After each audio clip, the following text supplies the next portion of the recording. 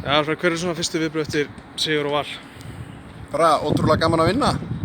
Bara frábært fyrir okkur að fá svona alvöru leik.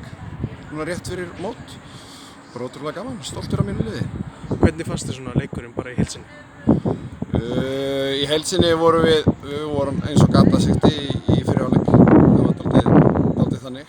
Við vorum svona áttið erfitt á miðjunni og vorum út öllum stöðum og eitthvað áttum bara erfitt.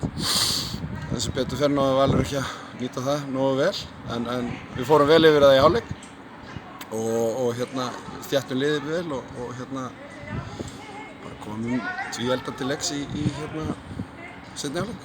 Það er ekkert rosalega mörg lið sem lenda undir á móti Val og vinna, þannig að ég er mjög stoltur af því. Þú talar að það hefur náð þéttara þarna í hálfleik. Ég tek eftir í fyrri hálfleik út mikið að kalla á þínar stelpur og þeir eru lengi inn í hálfleik. Hvað er það að segja við þær?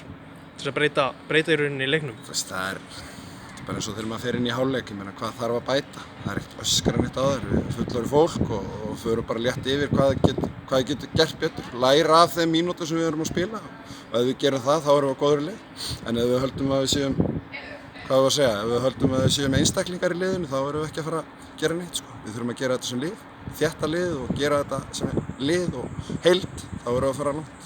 Er jákvætt að fá svona sterkan leik við sterkt lið sem síðasta leik fyrir fyrsta leik í móti? Já, þetta var besta liðið fyrra.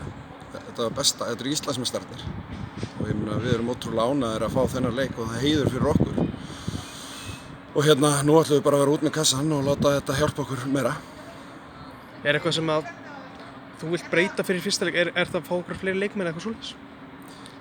Það er eins og ég hef sagt, við segjum aldrei nei við góða leikmenn. Ef þú ert nógu góður, þá er alltaf velkominn á Selfoss.